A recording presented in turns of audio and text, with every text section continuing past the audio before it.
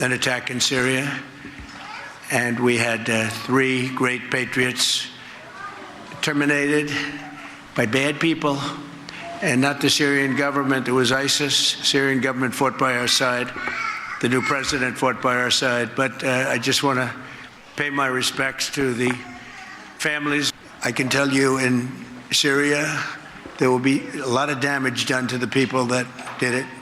They got the individual person, but there'll be big damage done. Hudson Institute senior fellow and former Army paratrooper Aaron McLean on the Syrian shooting and President Trump's response. You'll recall that President Trump has a history of extremely strong retaliation when Americans are killed. If you think back to 2019, when the Iranians were engaged in a lot of misbehavior throughout the Middle East, the president demonstrated great restraint right up until an American contractor was killed in December of 2019.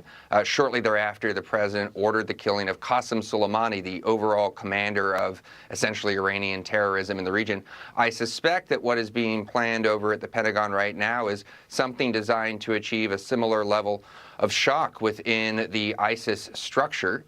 At least 15 people are dead, including the shooter, in a horrific attack at a Hanukkah celebration in Sydney, Australia yesterday. South Carolina Senator Lindsey Graham reacts. Radical Islam wants to kill all the Jews. They want to kill 2 soldiers from Iowa. This is a religious war. They hate us because we're Christians, we're infidels, and they want to kill all the Jews. To the Australian government, you let your people down. Actor and filmmaker Rob Reiner and his wife, Michelle Singer, were found dead Sunday at their home in Los Angeles. Authorities are investigating it as an apparent homicide. Authorities said they both died of stab wounds. Former homicide detective Brian Foley says LAPD detectives will not reveal much about the murders. Well, as a homicide detective, you want as very little information getting out there as possible. Unless you want it to get out there, they're going to be very tight-lipped. This is not an active scene in that there's an active danger there. So now this becomes a highly forensic scene. And what the detectives, I can tell you, are doing right now are securing search warrants. They need a search warrant to search a victim's house. This is a stabbing. And what do I always say? Stabbing is a very intimate and emotional crime. And almost always the victim is known to the suspect. Reactions continue after the University of Oklahoma removed one of its teaching assistants. This after the person reportedly gave a student a 0 for giving a biblical response to an essay question. AFN's reported previously about University of Oklahoma student Samantha Fulnecke, who referenced her Christian beliefs and the Bible on an assignment about gender and sexuality. Ryan Haney is Vice President for Legal Affairs for the Oklahoma Council of Public Affairs, or OCPA for short. He explained his team was able to sit down and speak with Fulnecke on a podcast about what happened. Haney explained that Fulnecke had gotten full credit on every assignment up until that one. And on that one, she had she was assigned an article that discussed gender roles, traditional gender roles, and how reinforcing those with children are not helpful. And she responded, in the way that a young Christian would. She explained her Christian worldview and how she felt about it, and she received a 0. Haney said this is another example in a long line of cases where our institutions of higher education are discriminating against students for their religious beliefs instead of helping them seek truth. The university deciding to remove this professor, frankly, it shouldn't have taken this instance, right? Like, this is a person who is confused about their gender, doesn't know their sex, is a self-described transgender person, and the university is allowing this person to teach upper division psychology classes. That should never happen. Haney added that there was another grade in the course where Fulnecke received half credit for a similar reason as this. He said she appealed the 0 and that both of these grades will not contribute to her score in the class. I'm Bronson Woodruff. For American Family News, I'm Mr. Pugh. At Wesley Biblical Seminary, we believe God is raising up a movement across our nation and around the world who hold fast to the inerrancy of Scripture and the hope of holiness. We do this through bachelor's, master's, and doctoral degrees, certificate programs, and even training for lay people. So whatever your next step is in being equipped for ministry, we're here for you. And if you believe these are the kind of pastors we need leading churches in the future, we invite you to think about giving to Wesley Biblical Seminary. Learn more about us at wbs.edu. Welcome to Today's Issues, offering a Christian response to the issues of the day. Here's your host, Tim Wildmon, President of the American Family Association.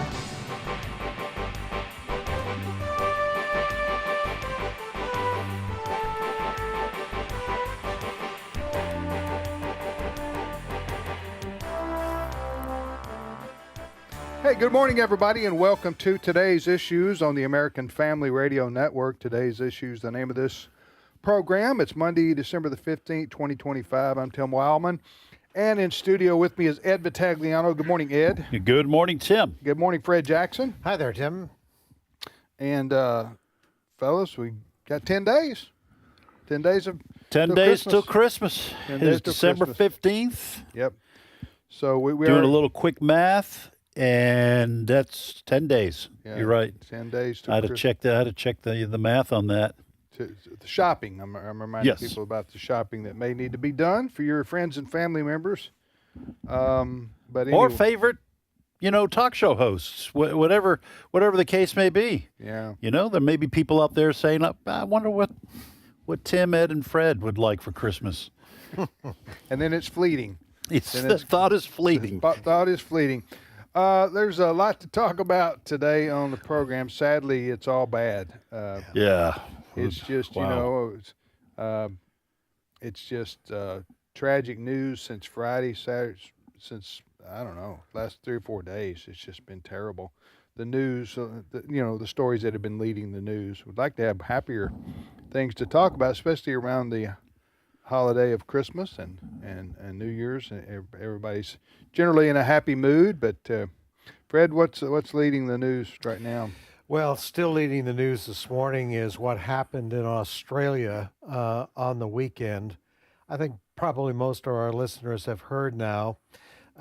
During a Hanukkah celebration, a group of Jews at I've never been to Australia, but apparently Bondi Beach is a very popular area in the Sydney area. And some Jews were celebrating Hanukkah, which had started on Friday, I guess it was. And 2 men, we now know a father and son, opened fire on that celebration. And we know at this point, 15 people killed and 38 injured. Probably a lot of it in our audience have seen some of the videos coming out of Australia. There were some people who were able to actually videotape one of the shooters. He was open fire, and what you see is a man with a long stem rifle, and he is shooting. Pop, pop, pop. That's what you hear. What another video that's come out is a man who runs up behind one of the shooters and grabs the gun out of his arms. He points that gun at one of the shooters, but then lets him go. We now know that man that probably stopped the shooting actually is a Syrian man. He's from Syria, immigrated to Australia. A couple of things that are coming out of all of this right now. Obviously, the reports and even the Associated Press, even the liberal media is saying that Australia has not done enough to combat anti-Semitism. There have been attacks on synagogues, attacks on other Israeli interests over the years. And Australia, one of those places that was advocating for a 2-state solution. Prime Minister Netanyahu of Israel made that remark this morning. But here's the other thing that's being talked about. Australia has one of the strictest group of gun laws in the world, and yet this happened. But what is the reaction this morning, even amongst some here in the United States, some members of Congress, saying, and we're going to talk about another tragedy that occurred this weekend, but calling for gun laws. And it's just a reminder once again, it's not guns that create violence. It's the people who have those guns. So much to talk about this, but number one, it has attacked this father and son, both Muslims, and opened fire on these unarmed group of Jews there in Australia. How many dead and how many injured? 15 dead, 38 injured at this point. By one. There was 2 of them, but were both of them firing? Yes, both firing, father and son. The father is dead. He was taken down by authorities. The son is in critical condition in an Australia hospital. Yeah, he's in a coma. Yeah. And the people killed included a 10-year-old girl, a rabbi and a Holocaust survivor.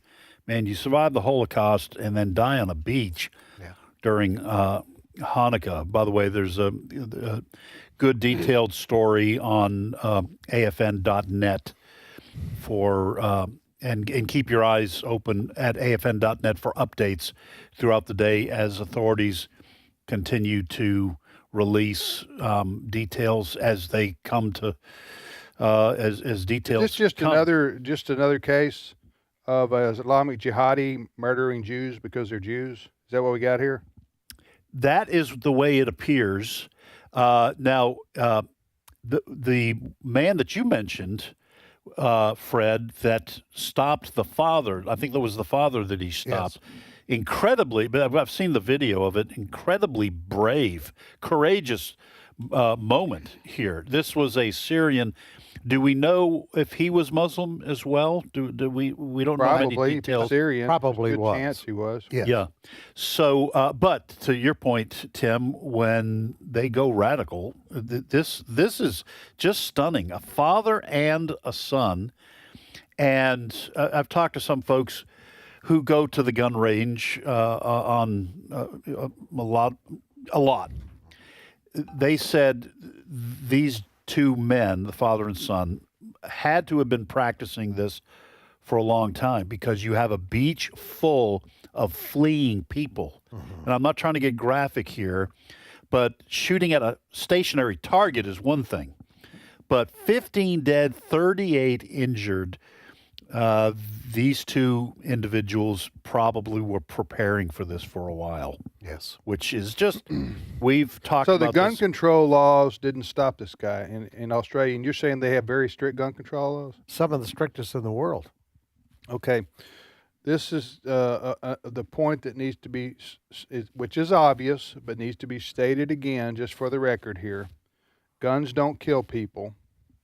People kill people with guns. Secondly, I don't know how hard that is for liberals to understand, the gun control proponents to understand. Secondly, and maybe this is as important to state as the first thing, is that bad guys are always going to find a way to get guns. All right? So, because it's a crime. It's criminal activity to murder people. So, why is that so hard to get through the liberal? I heard Elizabeth Warren, the senator from Massachusetts, and she was commenting on the shooter at Brown University. We're going to get to that story, which killed 2 people and left several injured over the weekend. That happened, of course, here in the U.S. But she said, when are we going to deal? We got to deal with gun violence. This is just, they say this every time something happens. And I'm going, what gun law are you going to pass that's going to keep people intent on murdering people from stopping them? I don't understand. Can you help me, Ed, in any way? Well, I do. What would they say? I do want to make mention of the fact that from what I've read, the older of the 2 men, of the father and son, he owned these guns legally. Yeah. These were legally licensed firearm owners. You can go through a process in Australia to obtain guns legally. Okay. But it's very difficult and it's hugely expensive. That's my understanding. But to answer your question, I think what the left does on this issue is they say if there were no guns, you could not, obviously, you could not have shootings. And when you say, well, people kill with knives and they kill with other things, their answer, now I'm a firm supporter of the Second Amendment. I have an enhanced carry permit myself. Their answer to that is that guns are far more lethal than anything else a person with murderous intent would use to commit a crime. And so the second thing is true. It is more lethal to have a gun and to use it when you're trying to kill someone. But the first part is just living in la la land. we're not going to. The United States, my understanding is, I forget the exact number, 300 million. There's more guns in the United States than there are people. That's what I've typically heard. You're not going to get rid of those guns, and people have, in our country, a legal right to defend themselves. I always want to ask people who want to get rid of the Second Amendment, what percentage of people who legally own guns commit crimes with them? And that's got to be very, very small, which means people have these guns to defend themselves and they don't use them to commit crimes. But those are the two answers that you usually get. If we didn't have any guns, there'd be no gun crime, which is a duh moment. Can I tell obviously. you a third reason, too? Okay. A third point here, bullet point, no pun intended. And that is this. I don't think the people on the left don't want to talk about the race of the person or the religious motivation of the person if it doesn't fit their narrative. Then they want to just blame guns. If it's a Muslim killing Jews, they don't want to talk about he's motivated by jihadi jihadi thoughts or whatever you want to say. They just want to say, oh, it's guns, unless the motive fits their narrative. So I can guarantee you, if this were a white supremacist that had killed these people in Australia or at Brown University, the left would be talking today not about gun control. They would be talking about white supremacy. Uh-huh. You see what I'm saying here? Yeah. So, by the way, They'd be talking about the motivation. they'd be talking about the motivation because it fits their narrative, okay, that they want to talk about. I think the people on the right are pretty consistent on this. We don't care about the narrative. We care about what is the motivation for the killing in the first place. Not guns don't get out of their, don't get out of the cabinet at home and walk out on the streets and that's what the left acts like, and the guns start killing people. Right. But they only believe that when it's some motivation of somebody they don't want to talk about. For example, if you talk about quote gun violence in Chicago, well, it's almost exclusively by black males, probably between the ages of 15 and 35. It's probably 75, 80, 90% of quote gun violence in Chicago every weekend, right? Yeah. Or every week. They don't want to talk about black on black crime. Right. They just want to talk about the guns walking out in the streets and shooting people. However, I guarantee you, if this was a white supremacist, and they do exist, although their numbers aren't evidently as bad as Joe Biden wanted us to believe. Right. He said it was the greatest threat to humanity. Bizarrely, that's what he said. He said white supremacy was the greatest threat to America. That's what Joe Biden said. Yeah. If it were a white supremacist killing people in Chicago, you would hear about the motivation. You see what I'm saying? Sure. So I think we need to be consistent here as much as we can. And so when the left says we need gun control, no, we already have gun laws. Gun laws don't stop bad people from doing harm to others. They're going to get guns. That's why they're criminals. I mean, I just don't know how hard this is to understand. Now, this is a secondary issue to what we're talking about here. The tragedy is the first issue of what happened in Australia. Just all these Jewish people trying to celebrate Hanukkah on a beach get just mowed down, and then at Brown University here in the United States, which is in Rhode Island, right? Uh-huh. We don't know who the shooter is yet, and we don't know what his, assuming it's a male, it almost always is. We don't know what the motivation is, right, Fred? No, there were a group of students. They were in the engineering building there at Brown University, and was that where is that in Providence? Providence, Rhode Island. On Saturday, they were getting ready for final exams, and some person walked into the back of the room. They got in. By the way, before I forget, they're saying one of the problems at Brown University doesn't like a lot of cameras. So we're not, they don't have that to work with as far as evidence goes. He walks into the back room, just opens up fire. Now, when that story broke, within a couple of hours, they said they had a person of interest in custody. They arrested him at a Hampton Inn in the local area. There's one little piece of video of a guy wearing all black walking away from the scene. But just this morning, we're learning that they've let that person go. They're releasing him. They figured out fairly quickly they really don't have the evidence. It may have something to do with what they believe the weapon was in this case. The guy that they had arrested initially had a 9mm gun.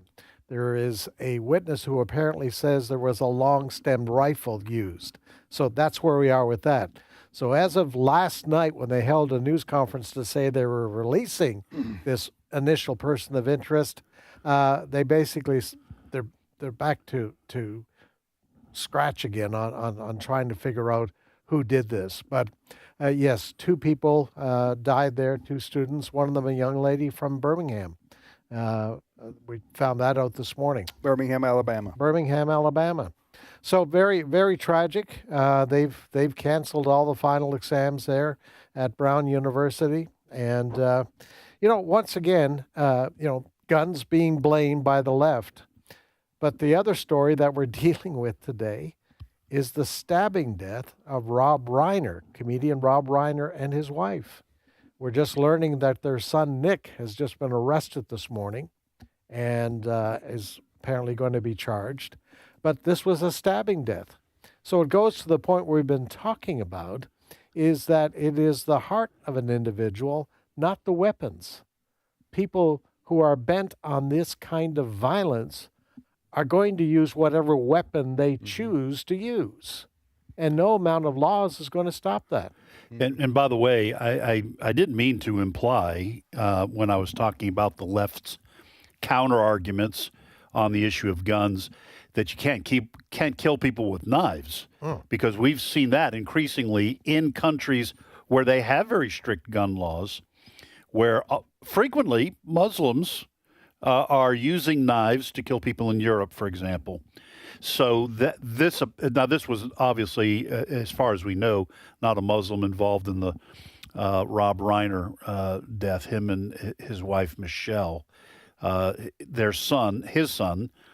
I don't know if it's their son together. Nick Reiner has been taken into custody, but obviously knives can be very lethal. So I was only trying to respond to the argument that the left makes. And this is one of those kind of freakish things that seems to happen every once in a while where you just go, what? Now, my understanding... What's a freakish thing? Well, just who expects a son to kill his parents? That's a kind of a bizarre thing to have happen. But my understanding is that Nick Reiner, if he is indeed found to be the perpetrator here, has had trouble with drugs and been in and out of rehab. So I don't know what his mental state would have been.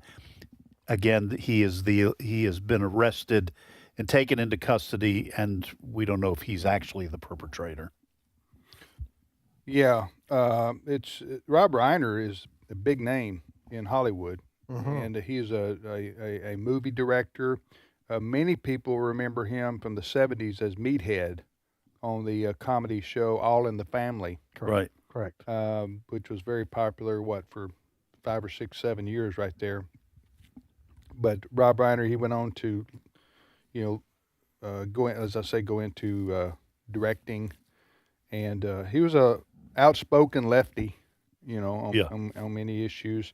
At first, I thought when this story broke, I thought, he's of Jewish heritage. Yes. Rob Reiner, and I thought, I wonder if this is another, you know what I'm saying, targeted killing of a prominent Jewish person. But evidently that's not the case so far. If the police have arrested his son that would make sense, because this looked like a well-fortified community. You know what I'm saying? Right. That he lived in. It was a very upscale neighborhood there in the Hollywood area. And by the way, for those who are, maybe the name Rob Reiner doesn't ring a bell, our generation certainly remembers him, but you may have heard of movies like A Few Good Men. When Harry Met Sally. I've never seen that one, but The Princess Bride. Okay, he directed those movies, and very memorable and very talented. But like you said, politically very, very left. So a lot of conservatives may have heard of him from that perspective because he's been very vocal about his criticisms of President Trump in particular, but Republicans in general. I was impressed by Rob Reiner's reaction to Charlie Kirk's death a few months ago. You may not remember this, but Charlie Kirk, of course, conservative, Rob Reiner, liberal, but Rob Reiner was asked about Charlie Kirk's death, and he said, horror, absolute horror. I unfortunately saw the video of it, and it's indescribable. It's beyond belief what happened to him. That should never happen to anybody. I don't care what your political beliefs are. That's not acceptable. That's not a solution. He went on to say, I felt like what his wife, that's talking about Erica, this is Rob Reiner talking about Charlie Kirk's death. I felt like what his wife said at the memorial they had was exactly right. Totally, I believe. He said, I'm Jewish, but I believe in the teachings of Jesus. I believe in do unto others, and I believe in forgiveness. And that's what she said. And what she said to me was beautiful, end quote. And that came, by the way, so this is, like you're saying, a tip of the hat to Rob Reiner at the time, because he said that when there were a lot of people on the left who were celebrating Charlie Kirk's assassination. And Rob Reiner just, said this is wrong. And we certainly need more of that kind of discouragement and criticism of violence as an answer to political differences. Yeah. So this brings us to, I didn't want to have to talk about this, but President Trump issued a statement through his True Social, which is like Twitter. And it's almost, I don't even want to read it. It's so ridiculous. Is that the right word? Trump blames Rob Reiner. This is a disturbing response. Do what? I don't know. I don't know how to characterize it. Go ahead and read it so our listeners understand. Is it worth reading or no? Don't read it. Well, you got to read it now. So, well, he is the president of the United States of America, and this was highly inappropriate. He did this on his own. This is what Trump said on his own about Rob Reiner's death. Hold the break. I'll just quote it. He said, "A very sad thing happened last night in Hollywood. Rob Reiner, a tortured and struggling but once very talented movie director and comedy star, has passed away together with his wife, Michelle, reportedly due to the anger he caused others through his massive, unyielding, and incurable affliction with a mind-crippling disease known as Trump derangement syndrome, referred to sometimes as TDS. He was known to have driven people crazy by his raging obsession of President Donald J. Trump. With this is Trump talking in third person, with his obvious paranoia reaching new heights as the Trump administration surpassed all goals and expectations of greatness, and with the golden age of America upon us perhaps like never before. May Rob and Michelle rest in peace." When you read that to me this morning, I had not seen it over the weekend. I couldn't believe it. Now, listen, we have a lot of listeners. I've voted for Donald Trump twice. Good grief, 3 times. And I like the vast majority of what President Trump has done in office. And so, folks, you can take this the way you want, but nobody should say that after a tragedy like this. That the only appropriate response to what happened to Rob and Michelle Reiner is to say nothing at all. But since you're the president, you say, this is a tragic thing. Our thoughts and prayers are with the family of Rob and Michelle Reiner. And like Rob Reiner said, this is not the response to political differences. And President Trump made it sound like they were killed because they had TDS. And I'm not trying to be overly critical of the president, but that's inappropriate and wildly. It's wildly inappropriate. Why say this? Well, that's warped.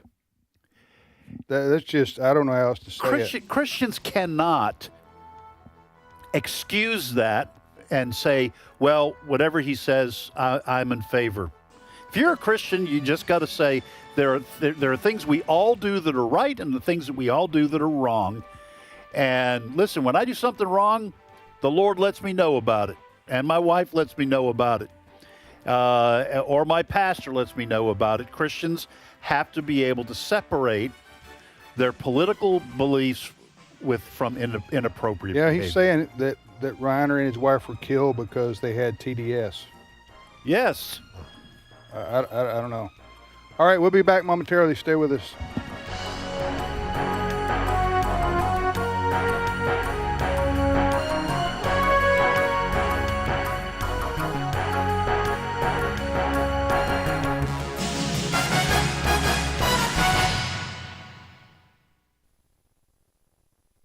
It's my turn. Here is your host for My Turn, Don Wildmon. There's a game that most of us need to learn how to play. It's a real exciting and rewarding game. And it is a game that nearly every person can play with good results. The name of the game is How to Play Second Best. Now, it's true that this game isn't a very popular one. Most of us don't like to play second best because most of us want to lead the parade. And there's nothing wrong, basically, with wanting to lead the parade. We wouldn't be worth much if we didn't want to be at the front of the march. But this is where playing the second best comes in. For any school child can tell you that a parade can only have a very limited number of leaders. The rest must follow. The real trouble comes when we don't get to lead the parade and must become one of the followers. Not many of us know how to do that and do it well. Too many times we let our disappointment turn into bitterness and we become critical of the one who is leading. All of us have experienced this, having to play the role of second best. Fact about the business is that every one of us must do it every day. No person can be a leader in everything. Every person must follow in some things. There were two brothers once who were commercial fishermen. One brother was a natural leader. The other brother was destined to always be second best. Wherever the two were introduced, the introduction went something like this. Meet Peter and his brother Andrew. They are fishermen. Andrew was always the last one introduced. Even when Andrew was not with his leader brother Peter, he was still introduced like this. Meet Andrew, the brother of Peter. No matter where Andrew went, he was always second best, always Peter's brother. But playing second best didn't destroy Andrew. He knew how to play the game and played it like a pro. And anyone who knows the story about these brothers knows that Peter was what he was because of Andrew. There are some truths we need to learn in order to play the game of playing second best. First of all, second best doesn't necessarily mean one of smaller stature or of less importance. The backfield man does all the scoring and gets the publicity, but he'll be the first to tell you of the worth of the men up front. Then, too, being second best doesn't mean we haven't done our best. And if a person does his best, no one can ask him to do more regardless of what others are able to do. Real judgment comes not from comparing us against another, but comparing our results against our potential. For it's quite evident that all of us do not have the same number of talents. Andrew played the game like few people can. The thing that made Andrew great while playing second best was his deep-rooted humility. And unless you have that virtue, you'll never be able to play the game at all. This has been My Turn with Don Wildmon, a production of the American Family Association. For we know that if the earthly tent we live in is destroyed, we have a building from God, an eternal house in heaven not built by human hands. 2 Corinthians 5:1. American Family Radio. This is Today's Issues. Email your comments to comments@afr.net. Past broadcasts of Today's Issues are available for listening and viewing in the archive at afr.net. Now, back to more of Today's Issues. Hey, welcome back, everybody, to Today's Issues on the American Family Radio Network. Tim, Ed, and Fred.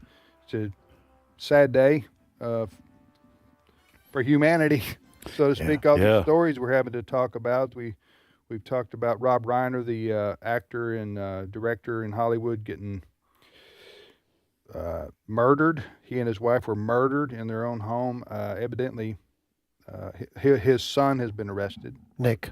One of his sons has, I think he has more than one son, but his son has been arrested for that. And then we talked about Brown University in Rhode Island, where we had a shooter go in and kill 2 people, injure 4 or 6 more, something like that, over the weekend.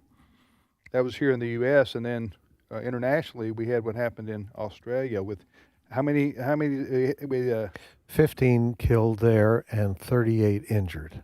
Okay. And it was a Hanukkah celebration on a beach in Australia. It's summertime there. Yes. Yeah. In Australia. And they were mowed down by father and a son. Father and a son. Yep. Which is leading to a lot of talk about the rise of anti-Semitism around the world. There's another story just out of Germany this morning. 5 Muslims arrested there in an Islamist-motivated plot to attack a Christmas market there. And the authorities there say these 3 Moroccans, an Egyptian, and a Syrian were detained on Friday on suspicion of planning to drive a vehicle into a Christmas market in the district of Bavaria. So we're talking about, the immediate reaction of the left to what happened in Australia, gun laws. We need stricter gun laws. Well, we had the tragic stabbing to death of Rob Reiner and his wife yesterday. Now, it's a vehicle being used, and we've seen this before among Islamic terrorists. There was the incident in Paris back a few years ago. And I've got to tell you, we've been dealing a lot, when I'm saying we, AFR News, with the rise in anti-Semitism in this country, too. We've seen it on our university campuses. But also, I was reading a story in Toronto, Canada, I believe it was, where a woman had gotten into an Uber. She was getting a drive from the airport. And she was Jewish, and she was talking to her husband in Hebrew, on the phone, talking to her husband in Hebrew. The Uber driver kicked her out, said, "Get out of my car." Because she's Jewish. Because she's Jewish. This is happening more and more and more. So the problem is the problem of the heart. It's not the vehicle used, the gun used, whatever the case may be, but it's what's going on. It's global. I saw one phrase being used. It's the anti-Jewish movement gone globally around the world. We're seeing this more and more, and as Christians, we see a very direct connection spiritually to all of this.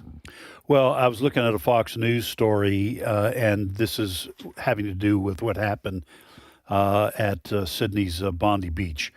Her name is, I think it's a she, Dion Taylor, communications manager of the Australia-Israel Jewish Affairs Council, blaming the government in Australia for not heading this off, that they have been warning for several years now about what is happening.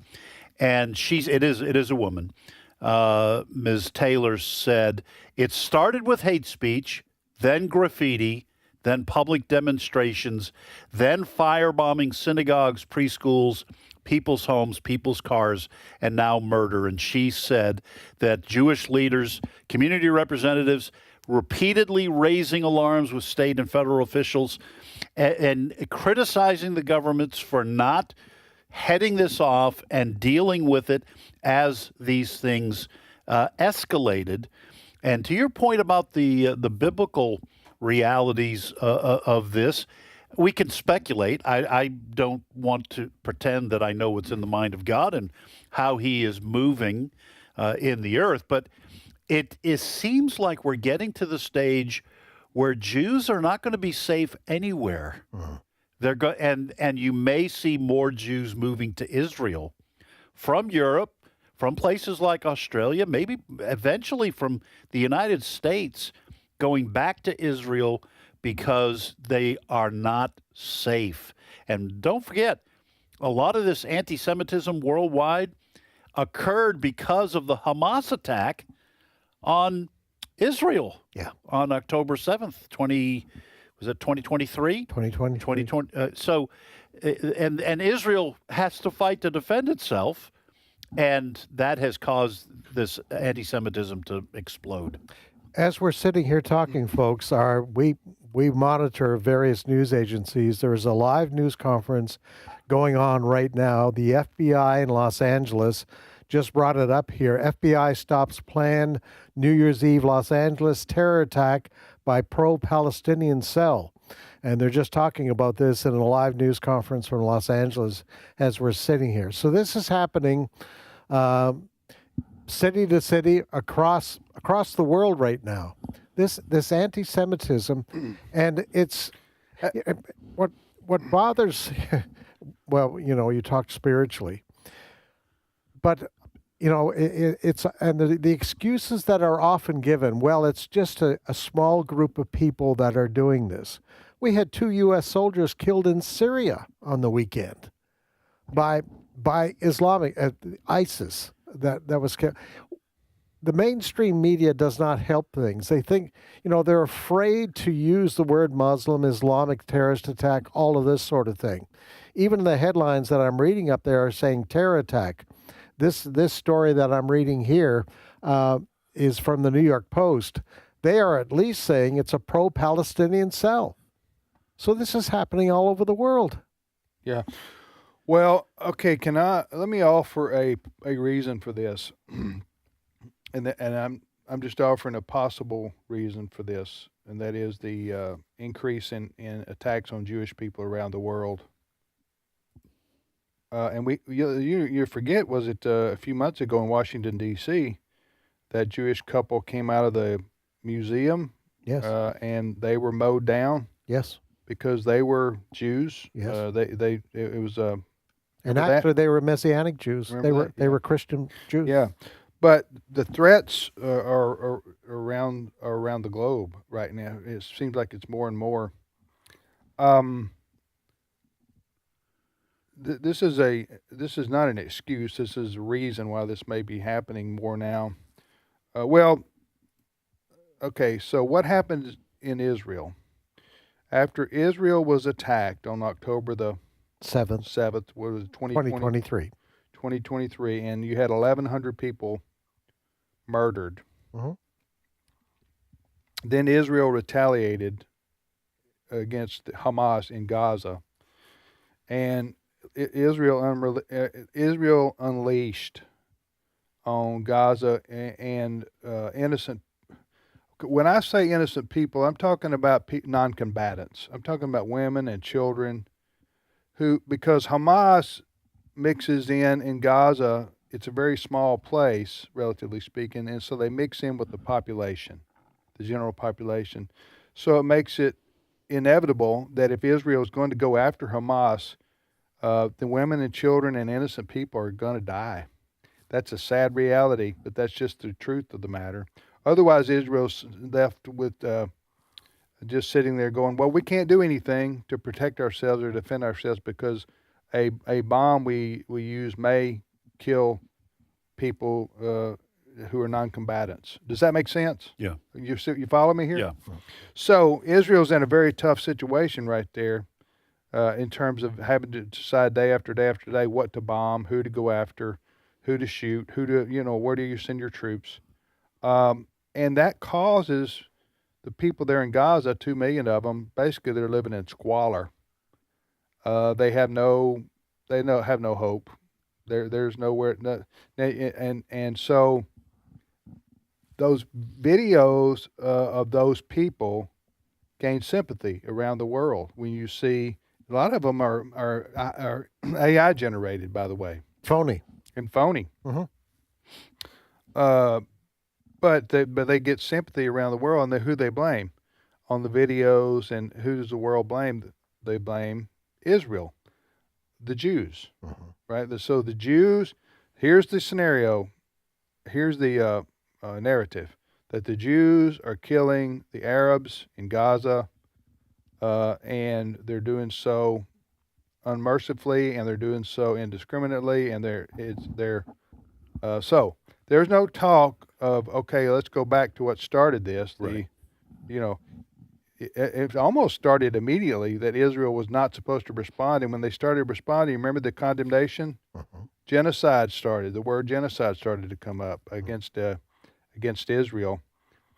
My opinion of this is that once you unleash if you murder 1,100 or 1,200 people, citizens of a country like Israel, really you have no right to dictate the terms of the ceasefire.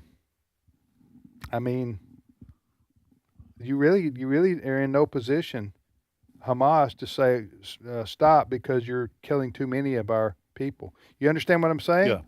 I wish nobody get killed. I mean, it's terrible. I mean, it's heartbreaking to see the people in Palestine in the Gaza Strip walking around and like I said, they're living in. Yeah, like you said before, they're living in rubble. Well, they're living in rubble. They got nothing. They got no hope. They got no future. And yet they still. And also, you got to remember, they are taught to hate the Jews from the time they're 2 years old.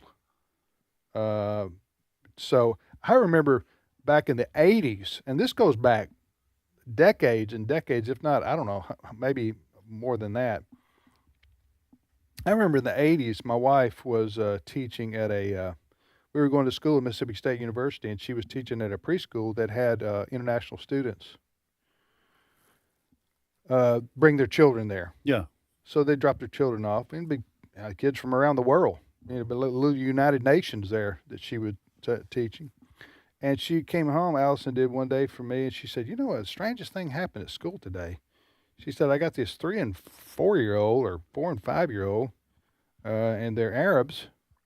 And we gave them colors and a piece of paper. And, it's coloring time here. Yeah. And she said they drew a Star of David. And then they had guns. Then they drew guns. They drew rockets going at the Star of David. Are you following me here? Yeah. And I said, what? I said, so I said, yeah, sadly, they're being taught at home to hate Israel. Yeah. At a very, very young age. That's a true story. Wow. Obviously, I'm not making it up. Right. Or I wouldn't tell it. Right. Okay, that really happened. This goes back to the 80s. My point is that the children are taught to hate Israel because they're taught to hate the Jews.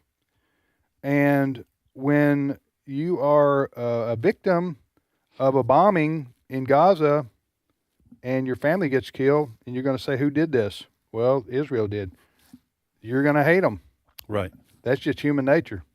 So I don't know, short of Jesus Christ coming back to earth, and please come, Lord Jesus, as Amen. the Bible says, amen, to bring peace on earth. And it's ironic we're having to discuss this around the celebration of the Prince of Peace coming to earth. But the hatred there between those peoples is so great. It's hard to look forward and say this is going to be worked out and ironed out anytime soon. I'm thankful for the ceasefire that's going on here, but Israel had to, they had to take out another Hamas leader the other day. Well, that's going to cause a retaliation from the other side. Now, we'll say this, and I don't agree with this, but I think people need to understand this. If you were to say to the Hamas or to the people in Gaza, the Arabs there, even people in the surrounding countries or people who hate the Jews and Israelis around the world, you were to say, okay, October 7th, 2023 is when this all started. They're going to say, no, this started prior to that. Why do you think Hamas killed the Jews? Because the Jews were already boxing the Palestinians into this small area. They were living in squalor. They had no hope for any kind of a future.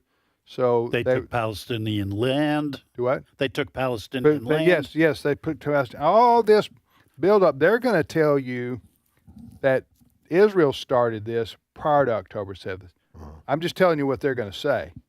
And so now genocide is the word being used.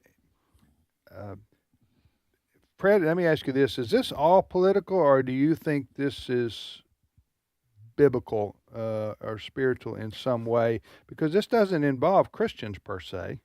No. We're talking about the Jews don't believe in Christ either.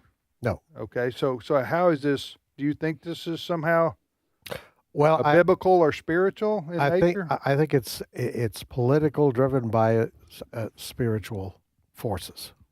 Political in that you have two factions of people. The Palestinians, as you have pointed out, teaching their kids from a very young age that the source of all the problems of the Palestinians is the Jewish people. Well, that's about as far from reality as possible. Israel doesn't start the wars. They defend themselves. Gaza, prior to October 7th, 2023, the economy was thriving. Where? Gaza was thriving.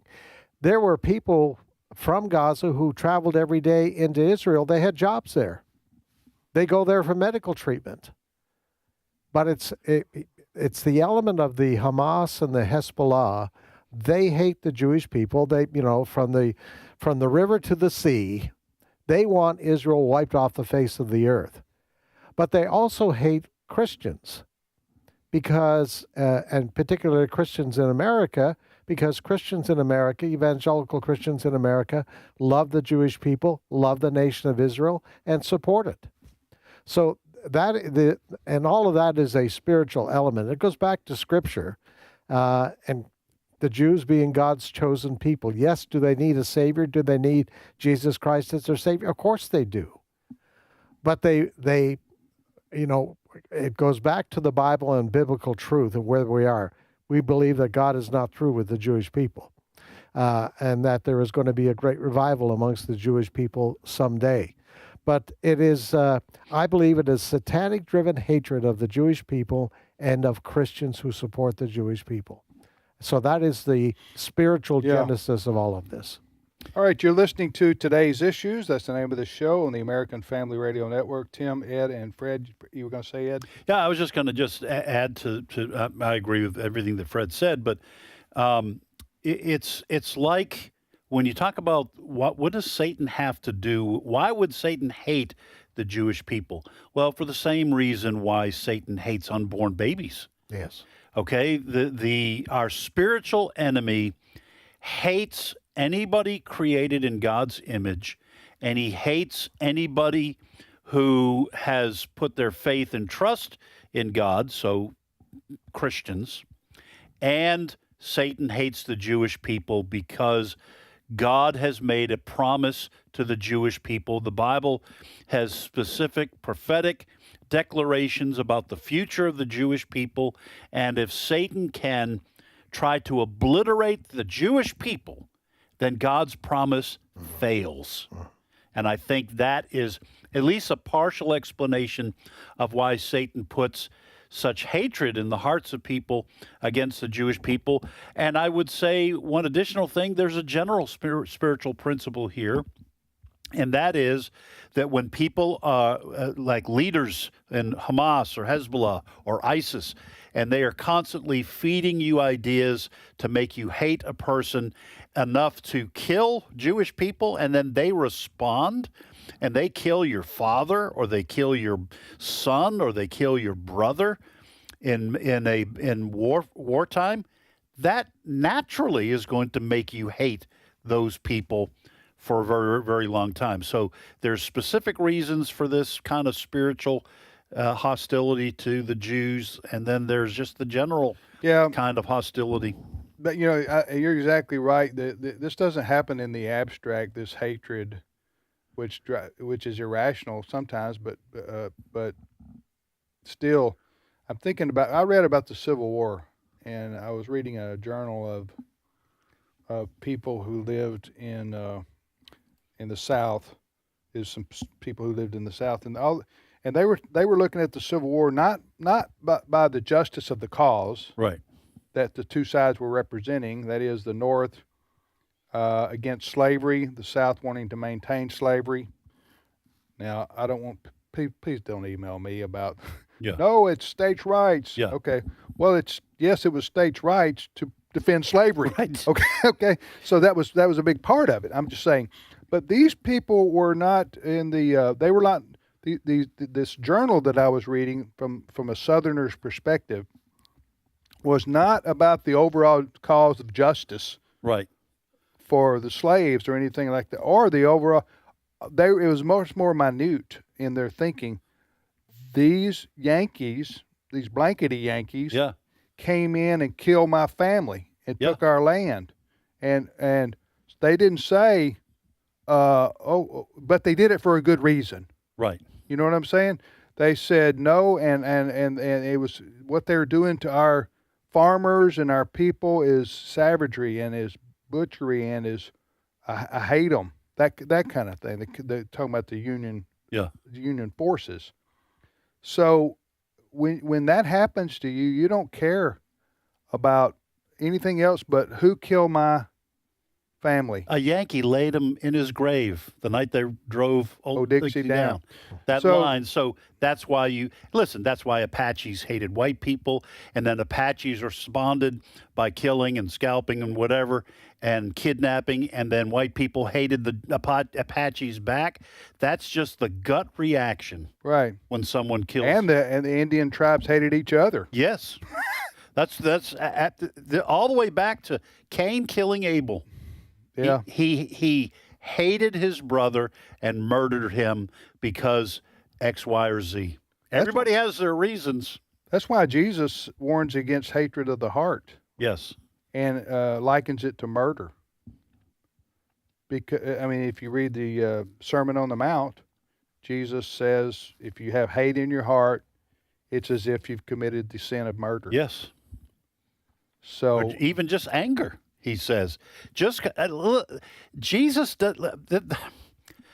want to run out of time here. Got a minute to tell us 2,000 years of Christian teaching. So when we were talking about what President Trump wrote, this is why I criticized it, is because Jesus says, if you call your brother, and he says a name, you call your brother a name, empty head, okay, stupid, moron, you're guilty enough to go to hell.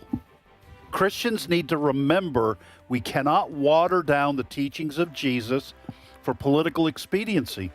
We can root for a political approach to our problems without watering down what Jesus says, because Jesus is very clear about how dangerous it is to hate people and to be angry at people and call them names. Right. Yeah. All right, we'll be back momentarily. Thank you, Fred. You're welcome. We'll be back with Steve Paisley, Jordan in 5 minutes. Stay with us.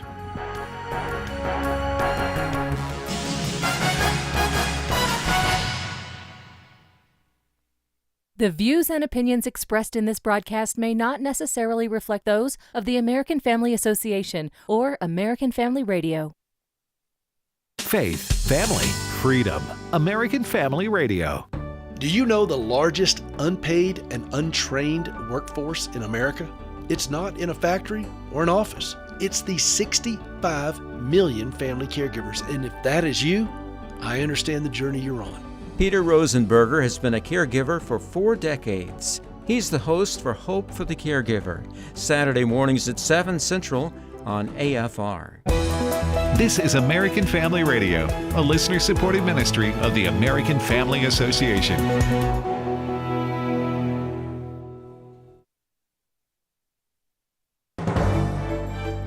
American Family News, I'm Rusty Pugh. Australian leaders vowing to tighten the country's already strict gun control laws in the wake of a deadly shooting at a Hanukkah event in Sydney over the weekend. The deadly shooting was committed by a pair of gunmen and left at least 15 people dead.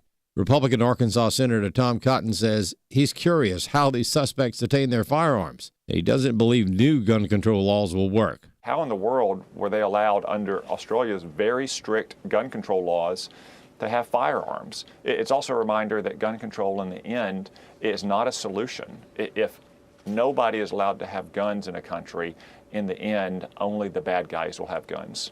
The FBI is looking at the mass shootings at Brown University and Sydney, Australia, as they work to prevent any future attacks. David Spunt has more. The FBI engaged on multiple fronts. The top priority, finding the person responsible for pulling the trigger and killing 2 Brown University students and injuring almost a dozen more, though agents are obviously working on what happened in that tragedy in Australia. Local Rhode Island authorities had someone in custody, a man in his mid-20s. They originally called him a person of interest, but Rhode Island officials now say the evidence is pointing in a different direction, so they let that person go and are looking elsewhere. As for the tragedy in Australia on Bondi Beach, Australian authorities believe both suspects are neutralized, a father and son duo. The father dead, the son in custody. The FBI still assisting, even though this is another country. Police are investigating the apparent murder of famous actor and director Rob Reiner and his wife Michelle, who were found dead yesterday. Jonathan Hunt reporting from Brentwood, California. Police continue to go through the property as they investigate the deaths of 2 people whose identities the police are still refusing to confirm, even as the Reiner family released a statement confirming indeed that those who were killed on that property were the famed director Rob Reiner and his wife Michelle. Police did confirm that the call for help came from inside the family home. We believe that may have come from one of the Reiner's daughters, Romy. There is some reporting that police have been questioning 32-year-old Nick Reiner. Support for President Donald Trump has been falling over concerns about his handling of the economy. Counselor to the Treasury Secretary, Joe Lavorgna, discusses how President Trump has worked towards a better economy. President Trump has pursued an abundant energy policy where he's allowed energy companies to produce energy, and what that's done is it's lowered gasoline prices nationally to under $3 a gallon, which is a 4.5-year low.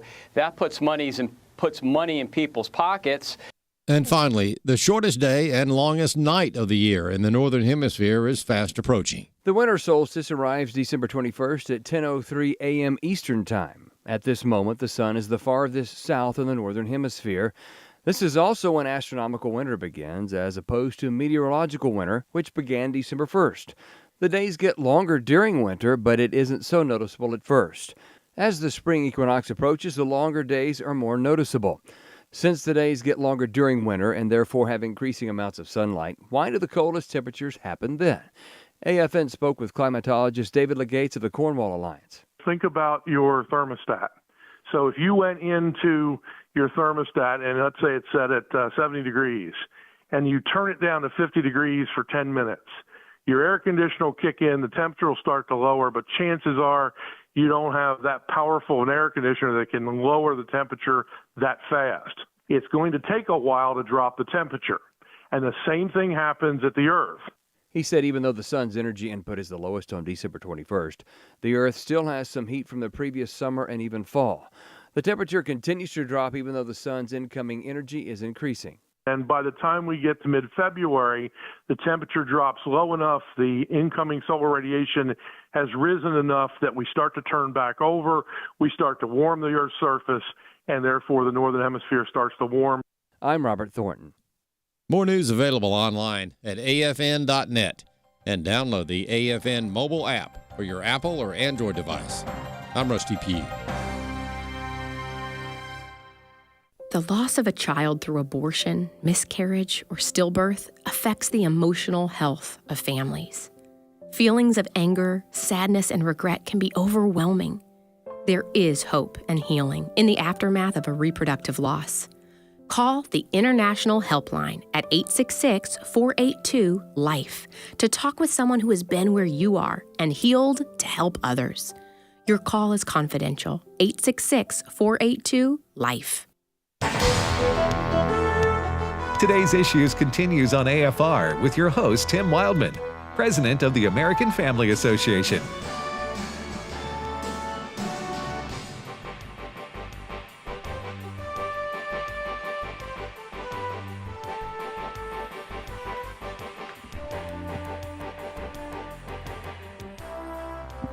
Hey, welcome back, everybody, to today's issues on the American Family Radio Network. Tim, Ed, and now Steve Paisley Jordahl joins us. Good morning, Steve. Good morning and afternoon, everybody. Welcome back. I tell you, I've had a couple rough days. I've been fighting some neck issues, some pain. Doctors are looking at it. I think we're going to get it under control, and yeah. Yeah, so well, sorry you've been experiencing that. I know you were out a couple of days. He just asked folks to pray for you. It's a particular neck issue that you've been dealing with for quite some time, right? It's called osteoarthritis that's doing an impingement in my nerves in my neck, and it's radiating down to my shoulder. So I have certain things that I don't. If I'm sitting normal, I'm fine. Just a little bit of pain. If I turn a certain way, man. Kind of like a crick in your neck. Yeah, it's like a big crick in my neck. It stays there. It doesn't go away. Yeah. Well, bless you, brother. And we hope that the doctors and the medicine and certainly the prayer can give you some relief. And we do ask our listeners to pray for Steve. Yeah. Valued member of our team here, but also a friend. So I just a member of the team, a valued member. What's that? There are some people who are just members of the team. That's right. That's right. I reached the valued portion of this. And I think a lot of our listeners think of you and others on this show as kind of, members of the family. Radio family. So remember Steve when the Lord brings him to your mind. Thank you. I meet listeners to this show. They come by our studio or else I'm out in the community and someone that I meet, they always come up and they're so kind and so friendly. I'm always amazed that we have been entrusted with the privilege of speaking into the lives of people. I don't take it lightly, and I'm very grateful for it. What's your first story? All right, the FBI has uncovered a terror plot that was going to be timed for L.A. on New Year's Eve. It's a credible terrorist threat over the weekend. They've arrested 4 members of a pro-radical extremist group. They are saying free Palestine, free Hawaii, and free Puerto Rico. I didn't know that those were, on the list. Apparently they are. This is Fox News talking about it. Cut 14. The FBI now reports that it's disrupted a planned New Year's Eve terror attack in Los Angeles. 4 suspects in custody, the FBI identifying them as members of a pro-Palestine extremist group. They're suspected of planning coordinated IED attacks targeting 5 different locations in Los Angeles. But based on the reporting now, that plot has been foiled. We will wait for more out of L.A. or out of Washington, D.C. They say that the group is a radical offshoot of the Turtle Island Liberation Front. Never heard of it. Turtle Island. You live on Turtle Island. You didn't know that? I did not. For those, I live on an island? You do. It's actually live in the back of a turtle, according to the myth. Oh. So before I didn't understand the last 60 seconds, but go ahead. Before evil Christopher Columbus, speaking out of the minds of some of these radical, people, before the evil Christopher Columbus came and America Vespucci came and named this place America. Vespucci, thank you. Italian, I believe, right? Yep. There you go. Well, he named it. They named America after him. Yeah. And Christopher Columbus later found it. I guess they misplaced it in the meantime. But the natives apparently had called this place we live Turtle Island. It's a way to refer to America without any colonialization. So they call it Turtle Island, which is what they say the Native Americans used to call this valued land of ours. Turtle Island. And this is the name of this revolutionary group that's Palestinian in nature? Or I think the Palestinian is the cause of the day. Okay. Put whatever marginalized group you want, you put whatever makes America sound bad or look bad, they'll lom onto that. As I said, their account posted free Palestine, free Hawaii, free Puerto Rico, Hawaii. Hawaii. Why? Who's Hawaii under captive of? Us, the colonial Americans. Freeing the world from American imperialism is the only way to a safe and peaceful future, they say. So we can laugh at them, but they had bombs. They were built. Oh yeah. We're not laughing at that, obviously. But so the FBI has caught these people. Yeah. They were unable to get through with their plot. Kudos to the FBI. Yeah. We really have, and we've said this all along, even under the Biden administration, when we were critical of the FBI at times, we said that we're pretty sure that the FBI, the rank and file men and women on the street who are doing the investigations are no doubt keeping us fairly safe. And who knows how many of these kinds of plots they have uncovered. Right, you don't hear about the ones that they uncover a lot of times. Well, you do this one. But they only have to miss once. This is the scary thing. That's true. We'll be hearing a lot about it, and it's a zero-fail mission protecting this country, like the president, like they say with the president. So our thanks to the FBI for doing their due diligence. This sounded like it could have been a horrific attack in Los Angeles. Indeed. All right. Do you remember when President Trump sent sent troops of the National Guard into D.C., into Washington, D.C.? Yes. To calm down the raging crime that was going on there. And you heard from the left, but crime is already going down. It's going down. We didn't need him. He's overstepping. He just wants power. A new House committee report from the Republican House Oversight Committee claims there was an active effort to downplay crime in the nation's capital, and that Washington, D.C. Police Chief Pamela Smith fostered a toxic management culture. The report comes as President Trump, I'm reading from CNN, has sought greater control over law enforcement in the district, citing a public safety emergency. And the left is saying, they don't need it. They don't need it. We're doing fine. But she has downplayed the numbers. She has put people in and demoted people, moved people around if they refuse to cooperate, apparently, this report says. Anything to put those numbers down to say that she's doing a good job. Were there any official fraudulent numbers as far as you know? By that I mean not just simply trying to color what's happened in D.C. to make it look like crime is down. Did they actually release fraudulent numbers?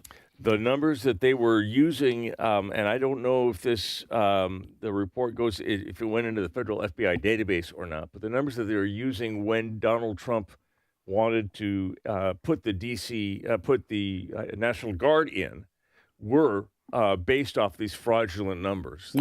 Down murders and violent crimes down 40% or something. Yeah, they do anything to, there's two motives, I guess, if you can assign motives. One is that the D.C. chief wanted to make sure that everybody thought she was doing a good job. Right. And the other is Donald Trump is a fascist and just wants control, and he's sending these troops in for no reason.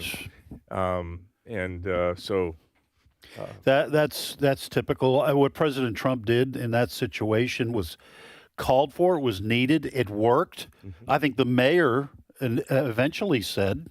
The Democrat mayor said it worked.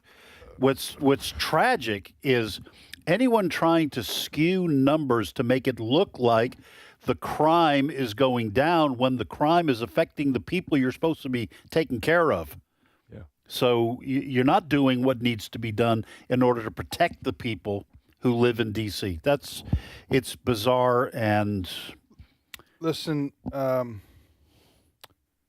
cities that are under Democrat control for many years at a time turn into terrible places to live, and the quality of life depreciates greatly because violence turns up, homelessness grows. Businesses leave. Businesses leave. I mean, look at it all over the country. That's happening, and where Democrats seize control of leadership of these big cities, and I don't see anything stopping that anytime soon because the people in these big cities keep voting for the same people to lead them, and I don't know if you expect a different result or don't care. I don't know, but it's like insane almost the way these. Look what New York did. They're ready for more homelessness and crime, and bring it on.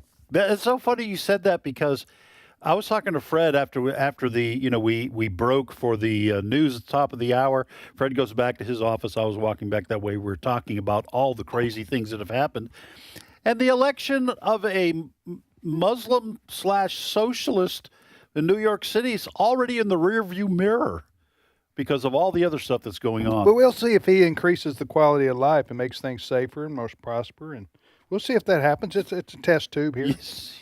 I'd like to be the realist here to caution you that Mamdani and his scheme can operate a very long time on other people's money. That is true. You may not see any. You may not see a appreciable decline immediately. And when you do see decline, the first thing but all you need to do is look at the prosperity and quality of life in Chicago right now, San Francisco, Los Angeles. I mean, these Democrat strongholds are booming. Huh? Am I right? It's tongue in cheek. I know what you're doing, but to Steve's point, and this kind of goes to what you're talking about, Tim, is that these cities like San Francisco and Chicago, Detroit, Cleveland, Baltimore. This wasn't a one election and your city falls apart.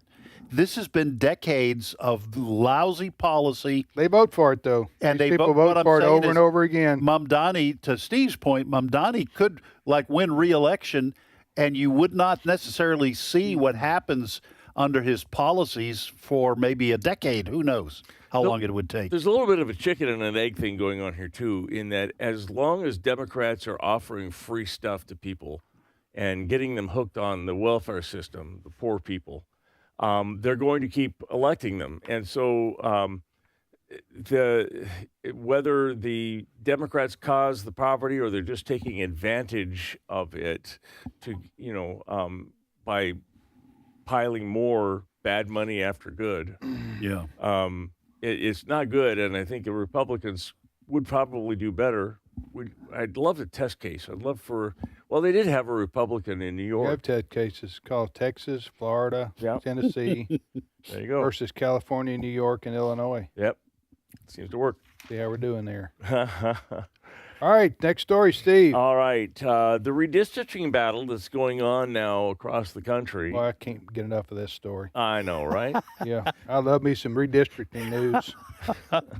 Bring it on, Steve. Okay, well, You ready, Ed?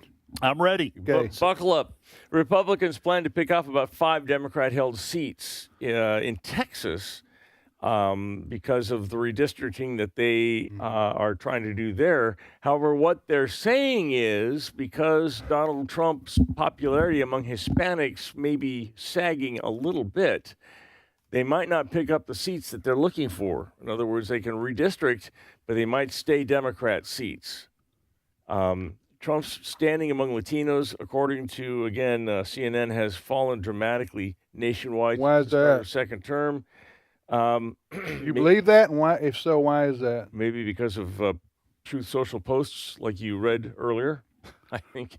Oh, you mean he's wearing self-inflicted? thin. I think, yes. I think most of it, the economy is doing. Be careful now. You got I know. You got your Trump worshipers out there. I know. You say anything critical, you're of the devil. The economy generally is doing better. But what happens when what happens to the thinking when that happens is that people put it in the rearview mirror and it's no longer an issue for them. So it's off of the critical issues thing. So kind of like the gas prices coming down. I don't have to complain about gas prices. Gas prices are coming down, though. I know. And yeah, so but what he's saying is once that happens, people are happy about it. They move on and they forget that, hey, that was a good thing. So what have you done for me lately? Yeah. Kind of like college football coaches? Right. Yeah. That's a whole other discussion. I would say I don't think this is self-inflicted for President Trump with Hispanics.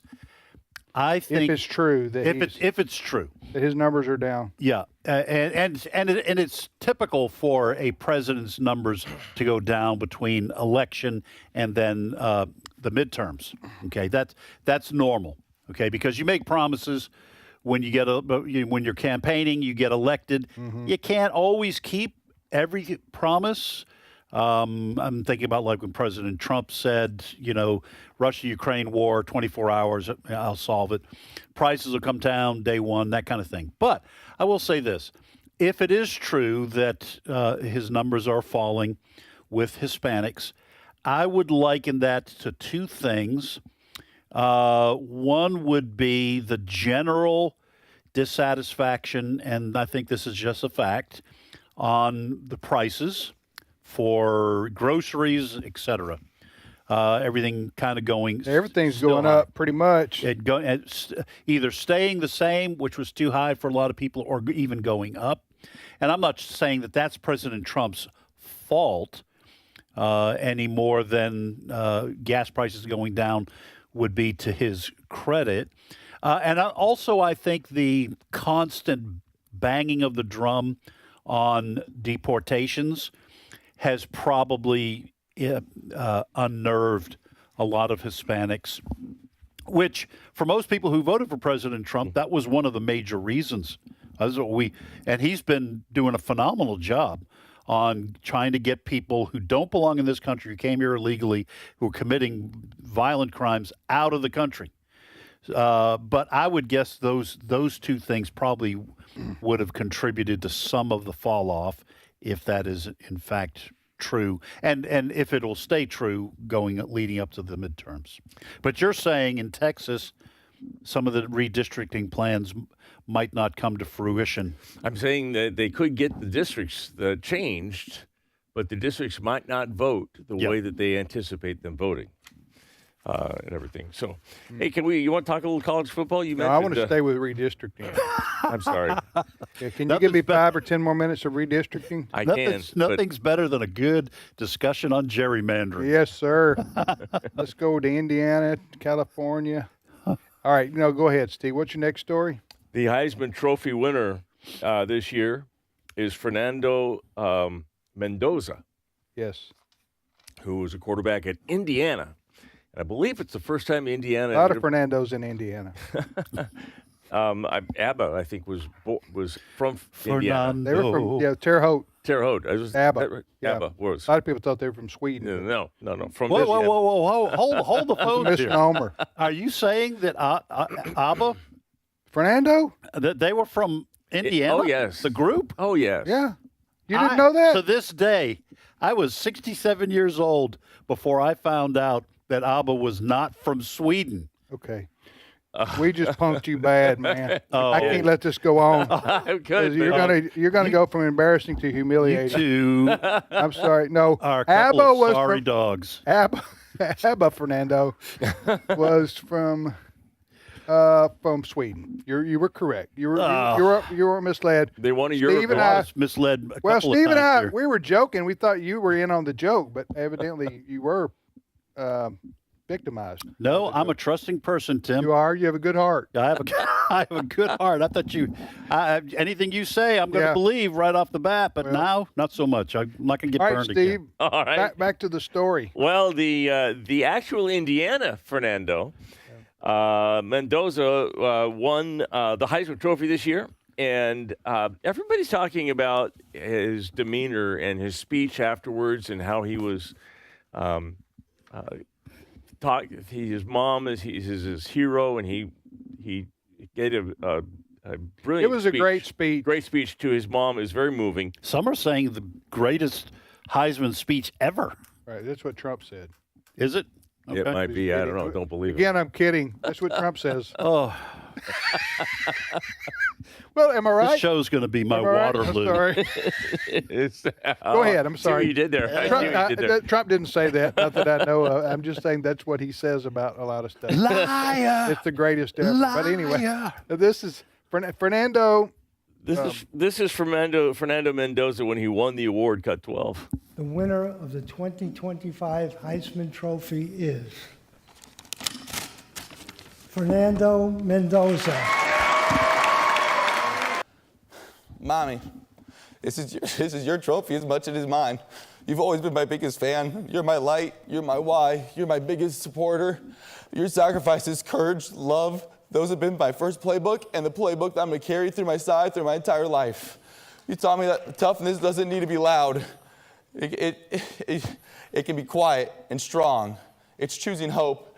It's believing in yourself when the world doesn't give you much reason to.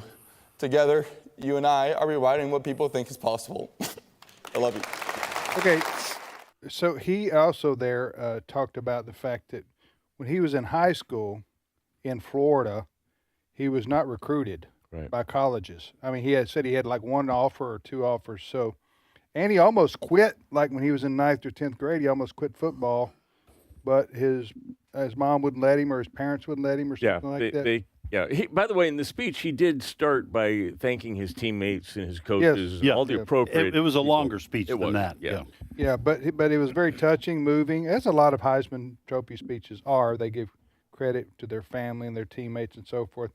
But I just thought to myself, well, here's a guy who you may have never heard of him, had in 9th grade, his parents said, okay, move on to horseshoes or whatever else you want to do. They saw that he needed to stick with it and stay with it, and he did, and here he is standing in New York City with the Heisman Trophy. Yeah. Now he'll be on those Heisman Trophy ads next year. He will in the car going to wherever the Heisman house is going. And you guys remember during the season, that finish against Penn State. That's one of the greatest the Heisman football moment. That's one of the greatest football plays in college football history. And he's of what heritage? What ethnicity? Is it Cuban? I think it's Cuban. He spoke Spanish in part of his speech. Yeah. I think it is Cuban. I think his family came here from. I think his grandparents. Came here from Cuba. Yes. So he did. I read that it was his grandparents, because there were some wise guys saying, deport his mother, and then the answers underneath it, people with a little more sanity were saying, she's an American. She was born here. It was the grandparents that immigrated. Well, he's a phenomenal quarterback, and it doesn't hurt to be 6'4", 220 with a arm by God. Yeah. Right arm given to you by the Lord. Yeah. That and belief in yourself and trust in your teammates and not a lot of hard work, but you got to have the talent, and he obviously has the talent. He does. And I'm since Notre Dame was brutally excluded from the college football playoff, I'm going to be rooting for Indiana to win a national, to win the title, the playoff. I think a lot of Americans are, because it's about time. I don't. It's kind of there's some brutal competition with Ohio State, Georgia, and et cetera. But you want to see the little guy win for. I have my underdog picked out. I think it would be good for college football. Again, well, since Notre Dame was brutally excluded from the college football playoff. Indiana has to go through either Oklahoma or Alabama. Yeah. And then they could face Texas. A lot of red and white there. Ole Miss is, we have. I'm rooting for Ole Miss. Ole Miss is in the playoffs too, and they're going to beat Tulane and then Georgia. Tulane. Oof. Poor James Madison University. They got I say poor. They made the playoffs. Yeah. But their reward is going to Oregon. Yeah. And play the Ducks. Huh? What kind of reward is that? All right. Thank you for joining us today on the program. We appreciate it very much. Keep listening to AFR. We'll see you back here tomorrow.